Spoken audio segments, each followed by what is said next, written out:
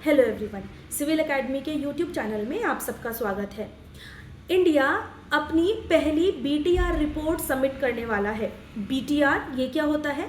BTR by annual transparency report. ये report जो 2015 का पेरिस एग्रीमेंट है, जिसमें जितने भी कंट्री सिग्नेटरी थे उन सबको सबमिट करनी है। भारत की ये पहली बीटीआर रिपोर्ट होने वाली है।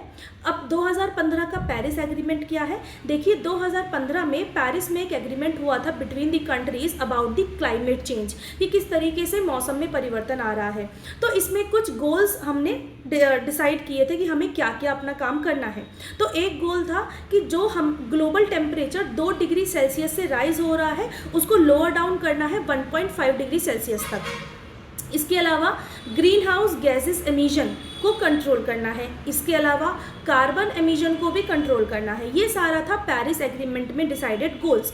इन गोल्स को किस कंट्री ने कितना अचीव कर लिया, उस कंट्री को अपनी एक बीटीआर सबमिट करनी थी, बाई एनुअल ट्रांसपेरेंसी रिपोर्ट। ये रिपोर्ट अब भारत अभी सबमिट करने वाला है।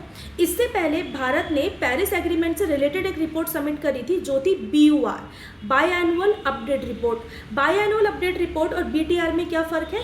देखिए, BUR का जो डेटा है वो 2020 तक का डेटा था। BTR में जो डेटा लिया जा रहा है वो 2022 तक का डेटा लिया जा रहा है। BUR को इंटरनल कमेटीज़ ने रिव्यू किया था, इसकी स्क्रूटनी की थी, लेकिन BTR को UNFCCC के जो एक्सपर्ट मेंबर्स होंगे वो उसकी स्क्रूटनी करेंगे, वो देखेंगे प्रॉपर कि BTR को किस तरीके से भारत ने प्रिपेयर किया है।